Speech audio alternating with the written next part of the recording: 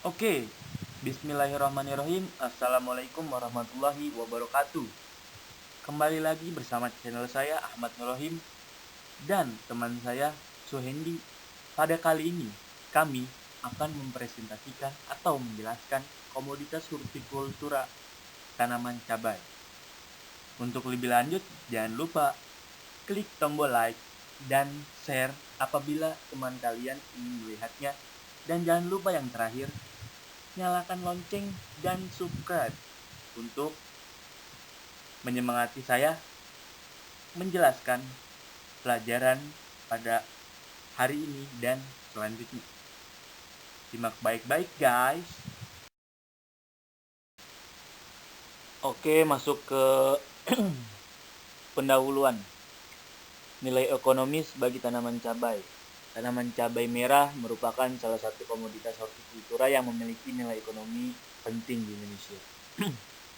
Nilai ekonominya cukup tinggi sehingga menjadi daya tarik pengembang budidaya cabai bagi petani. Permintaan akan produksi cabai pun cenderung terus meningkat sehingga dapat diandalkan sebagai komoditi non-migas. Kebutuhan akan cabai merah tiap tahunnya semakin meningkat. Hubungan dengan semakinnya beragam dan bervariasinya jenis makanan yang menggunakan bahan hasil cabai, luas panen dan produksi cabai besar di Indonesia. Tahun luas panen hasil panen atau per rata-rata produksi per hektar dan produksi per ton. Memasuki nilai lingkungan. Tanaman cabai merupakan salah satu tanaman yang dapat ditanam baik di dataran rendah maupun di dataran tinggi. Namun, beberapa tanaman sayuran termasuk cabai jika ditanam di dataran rendah, di dataran tinggi maksud saya, hasil produksinya lebih baik dibanding dengan yang di dataran rendah.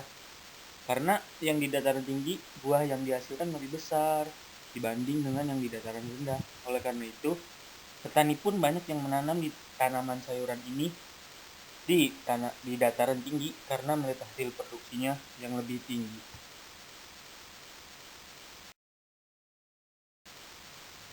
Manfaat kesehatan atau nutrisi bagi tanaman cabai. Cabai merupakan salah satu komoditas hortikultura yang banyak dibudidayakan oleh petani di Indonesia. Tanaman cabai ini memiliki beberapa manfaat kesehatan, salah satunya terdapat zat capsaicin yang berfungsi dalam mengendalikan penyakit kanker karena memiliki harga jual yang tinggi dan memiliki beberapa manfaat kesehatan. Salah satunya berfungsi dalam mengendalikan kanker karena mengandung asparagine dan capsaicin. Selain itu, terdapat juga kandungan vitamin C yang cukup tinggi pada tanaman cabai. Juga dapat memenuhi kebutuhan seharian setiap orang. Namun, harus dikonsumsinya secukupnya untuk menghindari nyeri lambung. Selain sebagai bumbu masak, buah cabai juga digunakan sebagai bahan campuran industri makanan dan untuk peternakan. Tanaman cabai banyak yang mengandung vitamin A dan vitamin C serta mengandung kapsidiol yang menyebabkan rasa pedas dan memberikan kehangatan bila digunakan untuk rempah-rempah atau bumbu dapur. Cabai juga dapat ditanam dengan mudah sehingga bisa dipakai untuk kebutuhan sehari-hari. Sifat-sifat umum kelompok tanaman cabai. Yang pertama, cabai termasuk suku terung-terungan atau Solanaceae, yaitu dia berbentuk perdu dan tergolong tanaman musiman ya. Yang kedua, kelembapan udaranya dikarenakan tinggi. Yang ketiga, memiliki ukuran diameter cm dan kedalaman 25 cm. Ketinggian air di dalam panci ialah 20 cm. Yang keempat, hasil tanamannya per unit luasan lahan dibandingkan dengan air yang digunakan untuk memproduksi hasil tersebut. Yang terakhir, penggunaan air irigasi pada perlakuan irigasi 581 mm ialah sebesar 3,64 kg meter efisiensi penggunaan air irigasi terbaik sebesar 3,70 kg meter per kubik, menghasilkan panen sebesar ton per hektar -1 dengan irigasi sebesar 474 mm. Syarat tumbuh tanaman cabai. Cabai dapat dibudidayakan di dataran rendah maupun di dataran tinggi. Namun pada lahan sawah atau tegalan dengan ketinggian 0 sampai 1000 mdpl, tanah yang baik untuk tanaman cabai adalah yang berstruktur remah atau gembur, subur, baik mengandung bahan organik, pH tanah antara 6 sampai 7, terus juga kandungan air tanah juga perlu dipastikan. Tanaman cabai juga dibudidayakan di sawah, sebaiknya ditanam pada akhir musim hujan, sedangkan di tegalan ditanam pada musim hujan. Gitu. Pohon industri cabai. Bisa dilihat gambarnya dari buah cabai, yaitu cabainya itu bisa diolah menjadi oleoresin, tepung cabai, ekstrak cabai atau minuman, ginger beer, pewarna makanan, sambal atau saus cabai, manisan juga, acar atau insektisida. Baru dari sisa-sisa batang atau daunnya itu bisa diolah menjadi kayu bakar, serat batang, dan makanan. Pola tanaman cabai. Sepanjang tahun, cabai untuk memenuhi kebutuhan masyarakat perlu diatur pola produksinya sepanjang tahun dengan menetapkan dan analisis yang tepat terhadap sasaran produksi, ketersediaan dan kebutuhan bulanan setiap tahun. Sebagai contoh, perhitungannya bisa diperhatikan penetapan pola produksi untuk memenuhi penyediaan cabai merah tahun 2011. Berdasarkan perhitungan sasaran produksi, ketersediaan dan kebutuhan cabai merah pada tahun 2011 menunjukkan kondisi aman. Perhitungan ini mempertimbangkan jumlah penduduk, neraca bahan bakar, dan sebaran produksi bila kondisi iklim tidak terjadi anomali. Perkiraan produksi, ketersediaan, dan kebutuhan cabai dapat dilihat pada tabel berikut. Ya, ini adalah tabel perkiraan produksi, ketersediaan, dan kebutuhan cabai pada tahun 2011.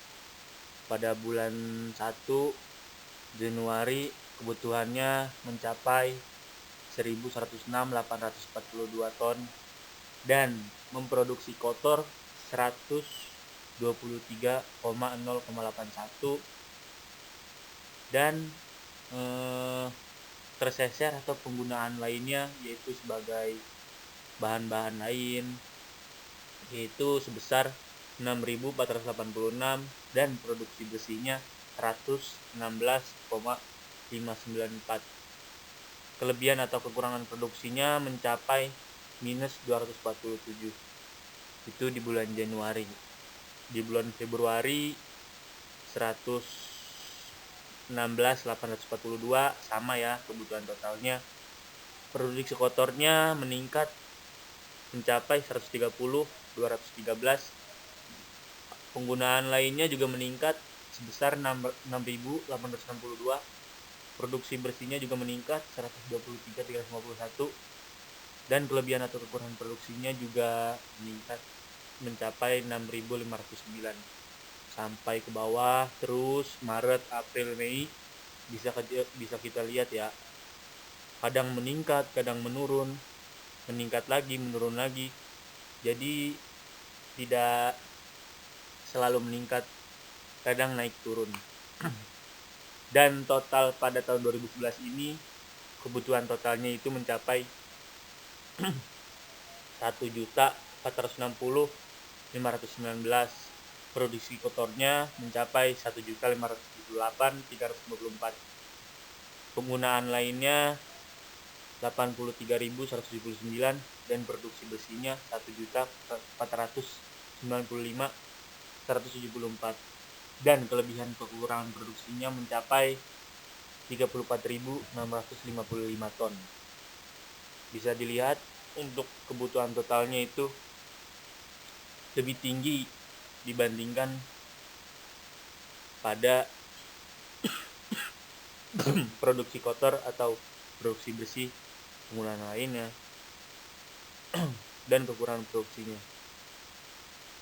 Soalnya itu udah ditambahin semua, jadi kebutuhan totalnya begitu. Biar lebih diperjelas lagi keterangan dari tabel tersebut, pada kolom 2 kebutuhan adalah NBPM dikali jumlah penduduk dengan hitungan sebagai berikut. Jumlah penduduk produksi pada tahun 2011 dibagi penduduk jiwa penduduk Indonesia, yaitu 240 juta 216.094 jiwa. Terus konsumsi cabai merah pada tahun 2009 dibagi 6,0,830 gram per kapita per tahun, atau ATAP NBM 2009. Untuk kebutuhan bulan Juli, Agustus, September, November, Desember dinaikkan dari konsumsi normal per bulan sebagai berikut. Juli bulan puasa karena dinaikkan 10%. Agustus sampai September bulan puasa atau Idul Fitri pasti dinaikkan 5% sampai 20%. November Idul Adha dinaikkan 10%. Desember itu Natal dan Tahun Baru 2011 dinaikkan 5%. Dan pada kolom ketiga itu angka produksi merupakan angka sasaran produksi nasional tahun 2011. Kesimpulannya, produksi melebihi kebutuhan sehingga diperkirakan pasokan dan harga normal. Seperti itu. Ya, lanjut masuk ke teknologi produksi tanaman cabai yang perlu diperhatikan, yaitu satu, bahan dan alatnya, termasuk benih, tanah, pupuk kandang, masa, polybag atau bagi persemayan, bambu untuk menegakkan supaya batangnya tegak, plastik transparan atau screen jadi kita bisa melihat tanaman ini berkembang atau ada hama atau ada apa, pestisida untuk membersihkan hama dan hewan-hewan, pupuk daun, pisau atau gunting, gembor, hand sprayer. Masuk ke fungsi alat dan bahannya. Benih digunakan sebagai bahan untuk memperbanyak tanaman, tanah sebagai media tanam atau semai, pupuk kandang untuk menambah bahan organik dan memperbaiki sifat fisik tanah, tekstur dan struktur tanah, polybag untuk wadah media tanam atau semai, bambu untuk membuat naungan tempat pembenihan, plastik transparan digunakan untuk menaungi persemaian, pestisida untuk mengendalikan serangan OPT atau hama, pupuk daun untuk menambah unsur hara melalui daun, pisau atau gunting untuk memotong polybag, gembor dan hand sprayer sebagai alat penunjang lainnya. Ya, ini yaitu alat dan bahan yang dipakai. Gambarnya seperti ini ya.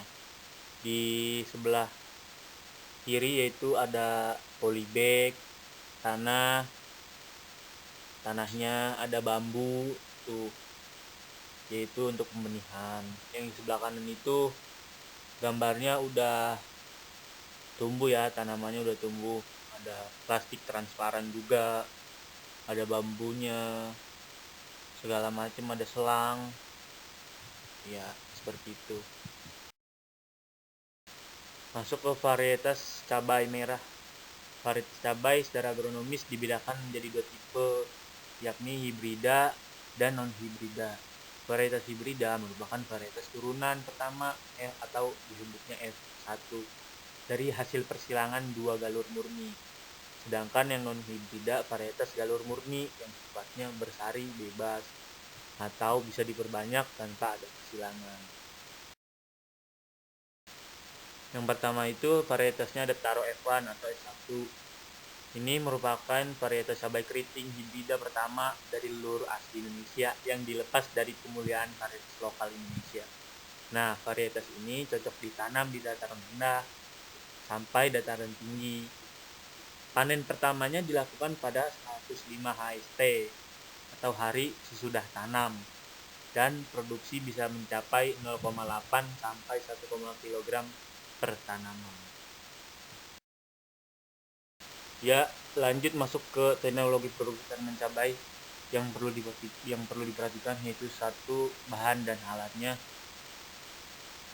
termasuk benih, tanah, pupuk kandang, masa, polybag atau bagi persemaian, bambu untuk menegakkan supaya batangnya tegak, plastik transparan atau screen jadi kita bisa melihat tanaman ini berkembang atau ada hama atau ada apa, pestisida untuk membersihkan hama dan hewan-hewan.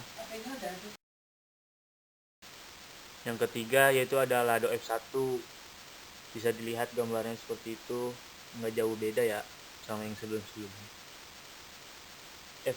Lado F1 ini sampai dengan saat ini penanamannya sudah rata di seluruh Indonesia dan mempunyai ciri sifat unggul tersendiri, sehingga petani mulai dari dataran rendah di tepi pantai sampai dataran tinggi yang di gunung pun berani menggunakan dan menanam cabai merah keriting hibrida Lado F1 ini. Ya, ini yaitu alat dan bahan yang dipakai, gambarnya seperti ini ya. Di sebelah kiri yaitu ada polybag, tanahnya ada bambu tuh, yaitu untuk pembenihan. Yang di sebelah kanan itu gambarnya udah tumbuh ya. Lanjut yang kelima ada Tanamo F1. Varietas ini merupakan cabai keriting juga yang bisa ditanam juga di dataran menengah hingga dataran tinggi. Panen pertamanya dilakukan pada umur 87 hari setelah tanam. Ini lebih cepat dari sebelumnya ya, dan mampu menghasilkan 0,9 sampai 1,4 kg per tanaman. Dan yang terakhir yaitu ada Bagayo F1. Varietas ini merupakan cabai keriting juga yang bisa ditanam di dataran tinggi. Namun ini tegak dan tinggi dengan percabangan agak menyemak. Panen pertamanya pada 100 hari setelah tanam dengan produksi yang dihasilkan mencapai 1,0 sampai 1,5 kg per tanaman. Ini tanaman-tanaman yang di dataran tinggi, yang di pegunungan. Selanjutnya yaitu kebutuhan benih atau bibit. Tanaman cabai, untuk menghitung benih cabai diawali dengan menghitung beddingan. Kemudian jumlah tanaman dalam beddingan. Setelah itu jumlah benih dalam luasan ditemukan. Tinggal dihitung berapa jumlah pak benih yang akan dibeli. Untuk cabai besar Anda membutuhkan sekitar 18 pak per benih, sekitar 180 gram per hektarnya. Satu pak benih biasanya ada 10 gram, tergantung varietasnya juga. Persemaian atau pembibitan. Masuk ke persemaian atau pembibitan. Tahap persemaian ini dilakukan untuk mempersiapkan tanaman yang sehat, kuat, dan seragam sebagai bahan tanam yang akan dipindah ke lapangan. Faktor yang berpengaruh dalam persemaian cabai adalah kualitasnya media persemaian, yaitu yang mampu mencukupi kebutuhan air dan unsur hara, ruang untuk akar, dan menyokong pertumbuhan tanaman. Media semai terdiri dari tanah, pupuk kandang, pasir, sama dengan 1:1:1. Ya, ini gambarnya pada persemaian benih ya. Bisa dilihat yaitu masih kecil tanamannya. Ya, namanya juga masih persemaian atau benih, ya kan. Oke. Jarak antar tanamannya juga bisa dilihat ya. Terus juga tanahnya bagaimana, gembur atau basah. Oke. Masuk ke persiapan lahan atau media tanam. Kegiatan ini adalah kegiatan yang mempersiapkan lahan yang sesuai untuk pertumbuhan tanaman, meliputi kegiatan persiapan atau pengolahan lahan, pemupukan dasar, dan pemasangan busa plastik. Tujuannya yaitu untuk mempersiapkan lahan dengan sebaik-baiknya agar pertumbuhan tanaman bisa tumbuh secara optimal. Secara umum, lahan di Indonesia dibedakan dari kawasan beriklim basah dan beriklim kering.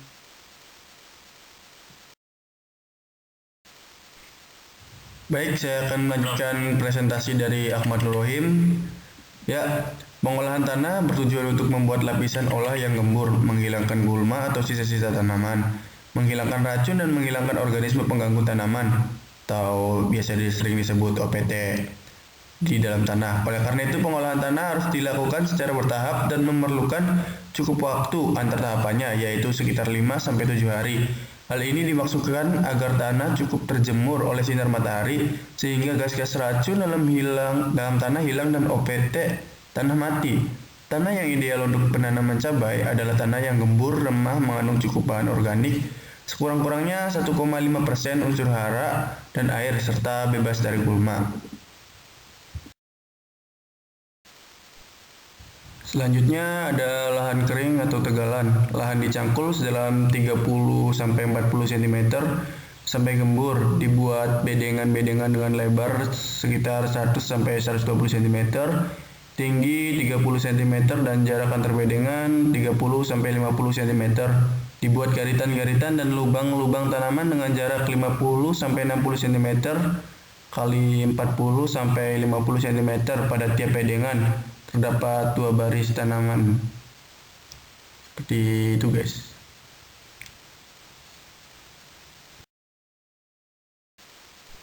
Ya, selanjutnya ada lahan sawah dibuat bedengan-bedengan dengan lebar 1,5 meter dan antar bedengan dibuat parit sedalam 50 cm dan lebar 50 cm. Tanah di atas bedengan dicangkul sampai gembur, dibuat lubang-lubang tanam dengan jarak 50 cm kali 40 cm. Penanaman meliputi persiapan benih. Langkah pertama yang harus dilakukan dalam menanam cabai merah adalah pemilihan benih. Benih sebaiknya dipilih yang berkualitas disesuaikan dengan lokasi penanaman serta nilai ekonominya. Benih berkualitas ditandai dengan ukurannya yang besar, bentuknya yang sempurna, sehat atau tidak cacat, serta memiliki daya berkecambah yang baik. Penyemaian benih. Sebelum menjadi bibit, benih cabai perlu disemaikan terlebih dahulu. Penyemaian dilakukan untuk menyeleksi bibit yang sudah tumbuh dan juga kuat untuk ditanam pada lahan yang lebih luas. Penyemaian biasa dilakukan dalam polybag yang berukuran 5 x 10 cm. Polybag diisi dengan media tanam berupa campuran tanah, kompos, dan arang sekam dengan perbandingan 1:1:1 sebanyak 3/4 bagian. Selagi menyiapkan media tanam, dapat juga sembari dilakukan perendaman benih guna merangsang pertumbuhan benih cabai. Benih biasanya direndam dalam air hangat selama kurang lebih 6 jam. Setelah selesai baru benih dapat ditanam tipis-tipis sedalam 1,5 cm dalam polybag.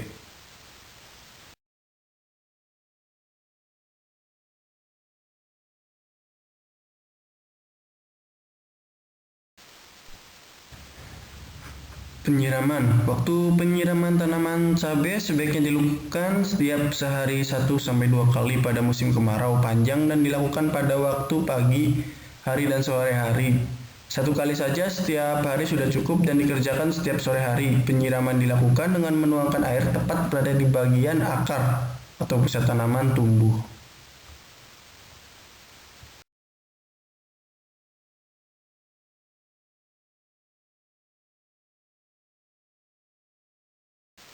Masuk ke varietas cabai merah. Varietas cabai secara agronomis dibedakan menjadi 2 tipe, yakni hibrida dan non-hibrida. Varietas hibrida merupakan varietas turunan pertama atau disebutnya F1 dari hasil persilangan 2 galur murni. Sedangkan yang non-hibrida varietas galur murni yang sifatnya bersari bebas atau bisa diperbanyak tanpa ada persilangan.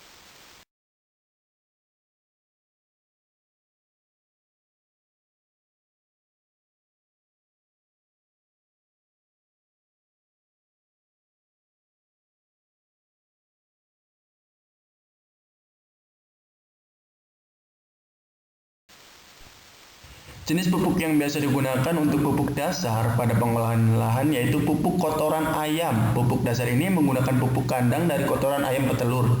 Karena kotoran ayam petelur mengandung N yang tinggi, pemupukan susulan yang digunakan adalah NPK dengan dosis sekitar 100 kg per hektar dengan konsentrasi yang digunakan sebanyak 5 gram yang dilarutkan dalam 1 liter air. Pupuk yang telah dilarutkan kemudian diaplikasikan dengan cara dikocokkan ke tanah di sekitar pertanaman cabai merah dengan menggunakan gembor. Pemupukan susulan dilakukan dengan pemberian larutan pupuk NPK dilakukan setiap minggu sejak tanaman berumur 7 hari setelah tanam. Pemupukan kedua dan ketiga dilakukan setelah 2 minggu sekali.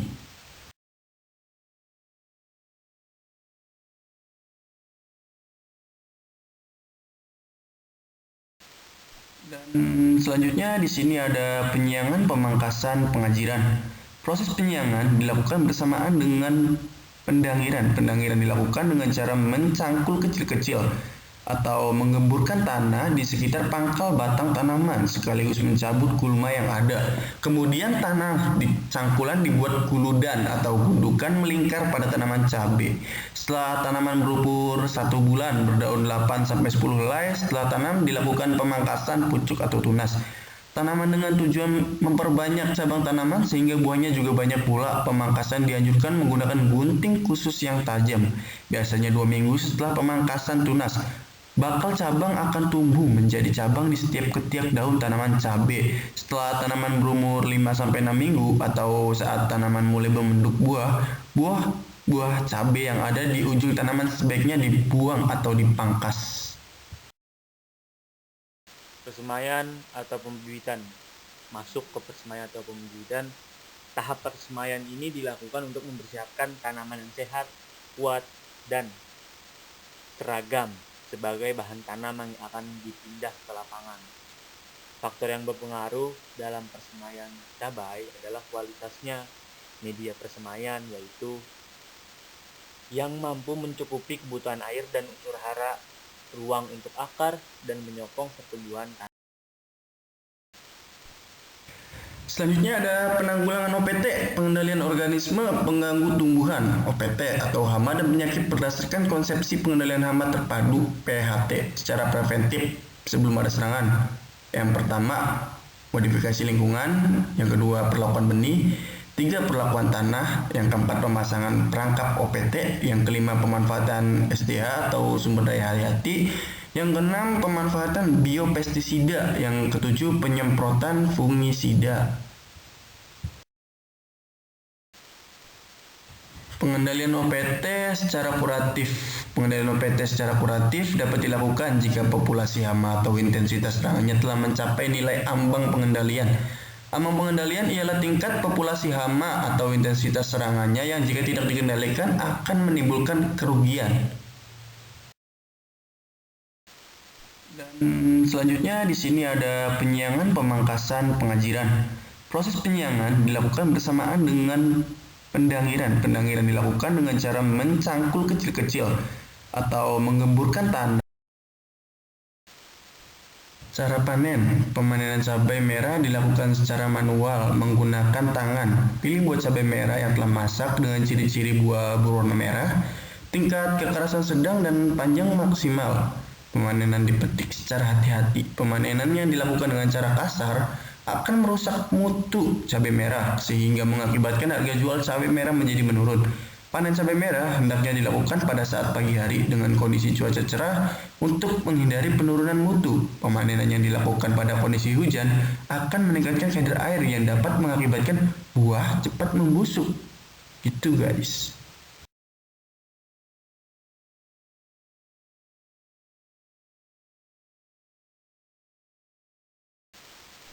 Selanjutnya ada cara panen. Apabila saat pemetikan didapati buah yang terkena penyakit, seperti halnya serangan lalat buah, maka diambil dan dipisahkan. Setelah semua yang terkena penyakit terkumpul, lakukan pemusnahan dengan cara dibakar. Pemusnahan ini bertujuan supaya yang terkena penyakit tidak menulari buah lain yang sehat. Usai buah dipetik, masukkan pada wadah keranjang yang terbuat dari bambu dengan dilapisi koran supaya cabai merah tidak berceceran. Dengan memasukkan buah pada wadah keranjang bambu, maka akan mengurangi kerusakan mekanis buah cabai merah. Penanganan pasca panen, sortasi dan grading. Sortasi ialah tindakan menyortir yang berarti memilah yang diperlukan dan mengeluarkannya tidak diperlukan dan sebagainya. Curing. Curing merupakan kegiatan atau proses pembentukan dan kestabilan warna yang dilakukan sebelum proses penanganan pasca panen lainnya. Tujuan dari curing yaitu membuang panas lapang untuk memaksimalkan pembentukan dan kestabilan warna cabai merah sebelum diolah.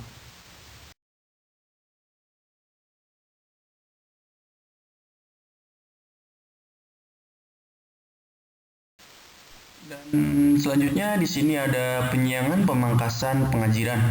Proses penyiangan dilakukan bersamaan dengan pendangiran. Pendangiran dilakukan dengan cara mencangkul kecil-kecil atau menggemburkan tanah di sekitar pangkal batang tanaman sekaligus mencabut gulma yang ada. Kemudian tanah di cangkulan dibuat guludan atau gundukan melingkar pada tanaman cabai.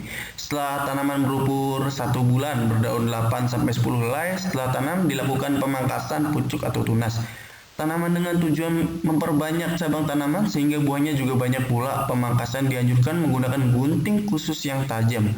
Biasanya 2 minggu setelah pemangkasan tunas, bakal cabang akan tumbuh menjadi cabang di setiap ketiak daun tanaman cabai. Setelah tanaman berumur 5-6 minggu atau saat tanaman mulai membentuk buah. Oke guys, setelah semua langkah-langkah telah dilewati, kita sudah sampai pada fase pemasaran, yaitu fase terakhir guys. Fase pemasaran ini, cabai merah merupakan buah yang memiliki sifat perishable, mudah busuk. Maka setelah panen, cabai merah harus segera habis dijual. Biasanya ada tengkulak yang datang untuk membeli cabai merah yang telah selesai dipanen.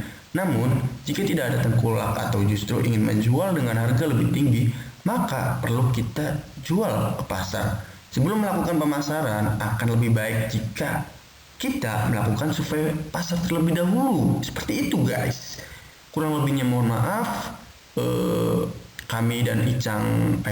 Saya dan Icang kalau ada salah memohon maaf.